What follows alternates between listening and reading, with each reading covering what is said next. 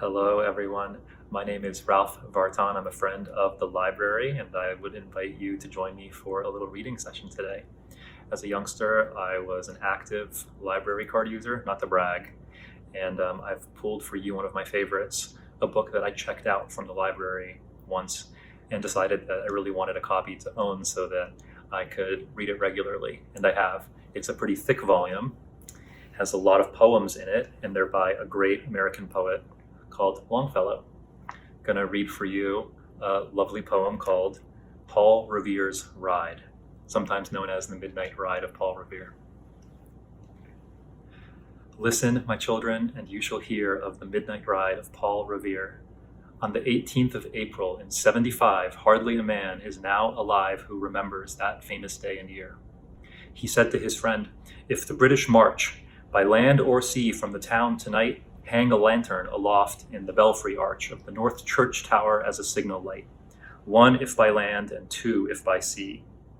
And I on the opposite shore will be, ready to ride and spread the alarm through every Middlesex village and farm, for the country folk to be up and to arm."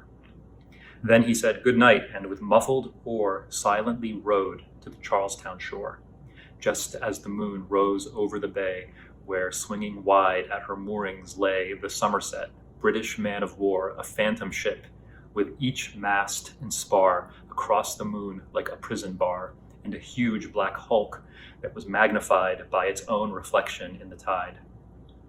Meanwhile his friend, through alley and street, wanders and watches with eager ears, till in the silence around him he hears the muster of men at the barrack door, the sound of arms and the tramp of feet, and the measured tread of the grenadiers marching down to their boats on the shore.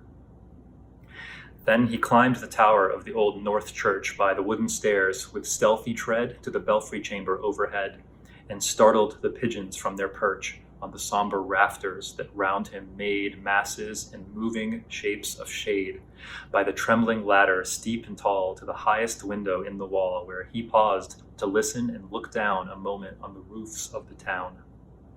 And the moonlight flowing over all, beneath in the churchyard lay the dead in their night encampment on the hill, wrapped in silence so deep and still that he could hear, like a sentinel's tread, the watchful night wind as it went creeping along from tent to tent, and seeming to whisper, all is well.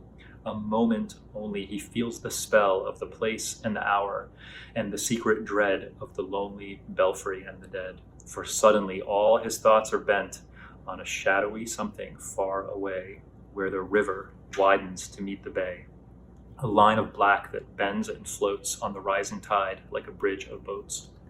Meanwhile, impatient to mount and ride, booted and spurred with a heavy stride, on the opposite shore walked Paul Revere.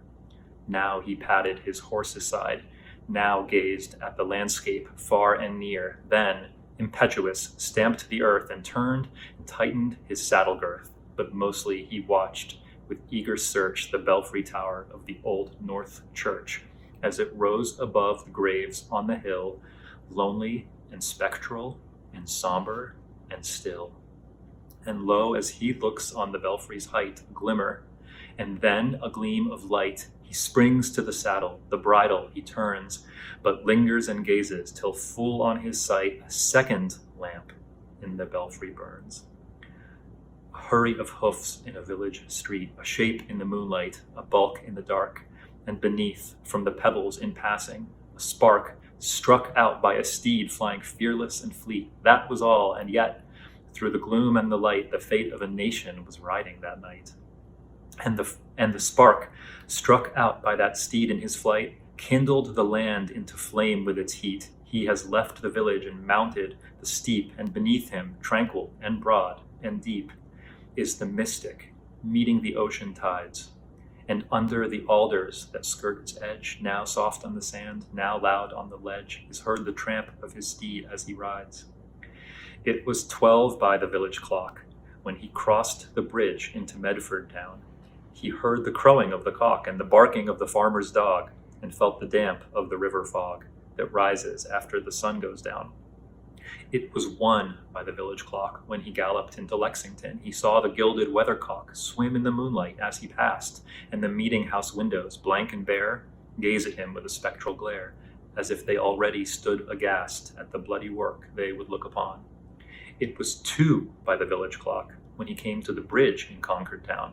He heard the bleating of the flock and the twitter of birds among the trees, and felt the breath of the morning breeze blowing over the meadows brown. And one was safe and asleep in his bed, who at the bridge would be first to fall, who that day would be lying dead, pierced by a British musket ball. You know the rest. In the books you have read, how the British regulars fired and fled, how the farmers gave them, ball for ball, from behind each fence and farmyard wall, chasing the redcoats down the lane, then crossing the fields to emerge again under the trees at the turn of the road, and only pausing to fire and load. So through the night rode Paul Revere, and so through the night went his cry of alarm to every Middlesex village and farm, a cry of defiance and not of fear, a voice in the darkness, a knock at the door, and a word that shall echo forevermore. For, born on the night wind of the past, through all our history to the last, in the hour of darkness and peril and need, the people will waken and listen to hear the hurrying hoofbeats of that steed and the midnight message of Paul Revere.